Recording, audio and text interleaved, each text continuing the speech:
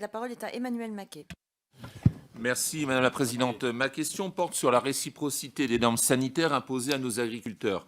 L'Europe est, grâce à des normes particulièrement strictes, la zone du monde proposant l'agriculture la plus durable, je crois que ça a été rappelé ce matin, et la plus respectueuse de l'environnement et des animaux. On nous garantit que ces normes devront être respectées par tous les producteurs canadiens souhaitant exporter leurs produits chez nous, ce qui les empêche par exemple pour l'instant de nous vendre du bœuf car ils n'ont pas encore les filières bovines sans hormones de croissance. Sur ces sujets des normes, la réciprocité semble donc, en théorie, parfaite. Mais ce ne sera pas le cas de toutes les normes. Le CETA imposera-t-il durablement, par exemple, aux éleveurs canadiens de nourrir leurs animaux sans OGM? Et qu'en est-il, je crois que c'est la question aussi, qu'en est-il en matière du bien-être animal où l'Europe est, je crois, à la pointe? Merci. Sur la question des contrôles sanitaires. Si vous voulez, moi je ne suis pas là pour faire de la politique. Vous pouvez prendre ce que je dis, je fais du syndicalisme.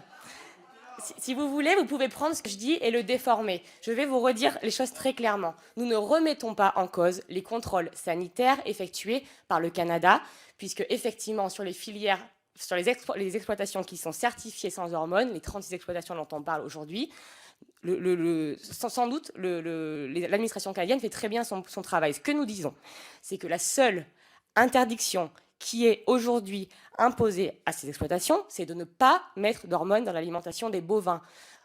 Sur les farines animales et les antibiotiques, il n'y a pas d'interdiction.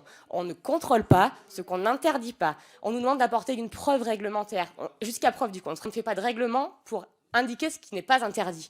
Donc nous, je vous le redis une dernière fois, on fait s'il y a une interdiction, il y a un règlement. Donnez-nous cette preuve réglementaire. Donnez-nous cette clause CETA. Nous, on ne va pas écrire un faux règlement pour faire plaisir aux opposants sur ce sujet, parce que vraiment, il n'y a pas de texte réglementaire. Donc on peut le dire et le redire et déformer les propos de chacun. C'est faux. Et vraiment, c'est un peu pénible, parce que les éleveurs sur le terrain qui sont allés voir leurs députés se font traiter de menteurs. Les éleveurs, déjà, les éleveurs ont des craintes légitimes vis-à-vis de ces accords. On ne peut pas en plus leur dire qu'ils diffusent des fake news. On s'en tient à des règlements, au règlement canadien, aux règles du commerce international. Mais si, vous venez de lire le droit. Moi, je vous dis le droit tel qu'il est aujourd'hui. Et je ne crois pas que les éleveurs soient les seuls spécialistes de l'OMC aujourd'hui. J'espère que vous connaissez les règles du commerce international. Je vous ai rappelé l'exemple du bœuf aux hormones. On a voulu interdire les hormones. L'OMC nous a condamnés. Il n'existe aucune interdiction, aucun levier réglementaire pour imposer notre interdiction des farines animales ou des antibiotiques activateurs de croissance. Cela ne veut pas dire que nous remettons en cause la fiabilité des contrôles sanitaires canadiens. Les farines animales au Canada sont interdites à partir du moment où ça provient de bovins qui sont partis à l'équarrissage. Quand on parle d'équarrissage, ça veut dire que ce sont des bovins malades. Et donc, à ce titre-là, il est évident qu'on ne va pas utiliser ces carcasses pour faire des farines animales. En revanche, les farines animales sont autorisées quand elles proviennent de bovins qui sont de carcasses de bovins en bonne santé destinées à l'alimentation humaine. Donc ça, c'est première chose extrêmement claire. Deuxième chose qui est très claire, parce que là aussi, il y a des choses qui ont été dites et c'est aussi pour ça que je suis là, parce qu'on a accusé, alors on nous dit, moi on me dit que je suis pro-CETA, anti-CETA, moi je rappelle simplement ce qu'on a mis en évidence dans le rapport comme étant une menace pour l'environnement, la santé et le climat. C'était le cahier des charges. Moi je ne vous ai pas dit comment voter, je dis simplement, je rappelle les choses qui sont importantes. Alors on nous a accusé dans le rapport CETA d'avoir dit n'importe quoi sur les farines animales. Je continue. On nous a dit ah, mais il est écrit qu'on n'a pas le droit, si pour un pays qui est considéré comme indemne de SB, de donner des farines animales pour la viande qui va être exportée. C'est faux. On n'a pas le droit de le faire quand il s'agit d'exporter des animaux vivants. En revanche, on a le droit de le faire quand il s'agit de viande.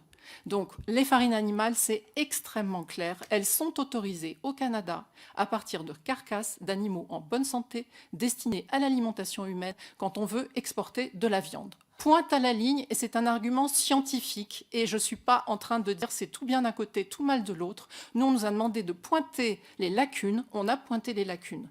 Deuxième chose sur les antibiotiques, on n'en a pas parlé ici, je vais donner encore une fois des choses scientifiques, je ne fais pas de politique.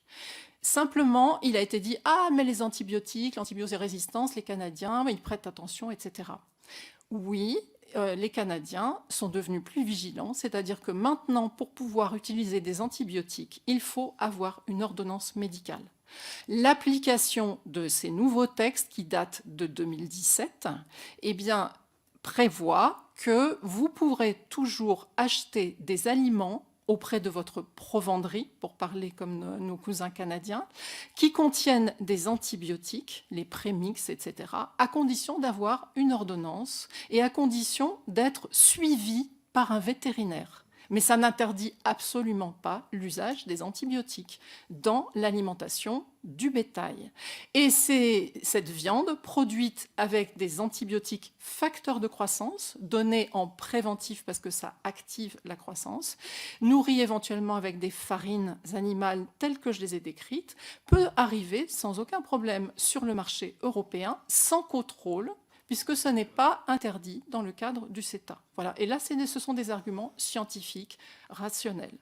Autre chose, sur les produits, tout ce qui est produits de traitement, produits phytosanitaires, il y a des molécules qui sont interdites depuis très longtemps dans l'Union européenne, qui sont autorisées au Canada. On ne peut pas interdire l'importation de produits qui sont produits avec ces produits interdits dans l'Union européenne à partir du moment où ils respectent les LMR fixés au niveau international. Point à la ligne, c'est un argument qui est extrêmement clair.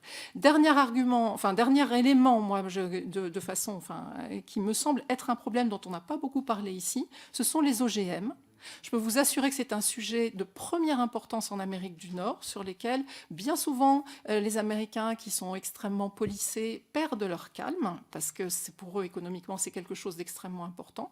C'est un sujet dont vous avez peu parlé ici, moi qui me semble très important, parce que dans le comité de biotechnologie, sur les nouveaux OGM, les techniques de ciseaux moléculaires, dont on a dit ici en Europe que c'était considéré comme des OGM, c'est le prochain terrain sur lequel il y aura des discussions qui sont extrêmement fortes. Et enfin, je rappelle que le principe de précaution qui est cher à l'Union européenne a été mis à l'index dans une communication déposée par tous les pays avec lesquels on signe des accords de libre-échange, où on est en train de négocier des accords de libre-échange. Donc parmi les pays signataires, il y a le Canada, il y a le Brésil, il y a l'Australie, il y a les États-Unis.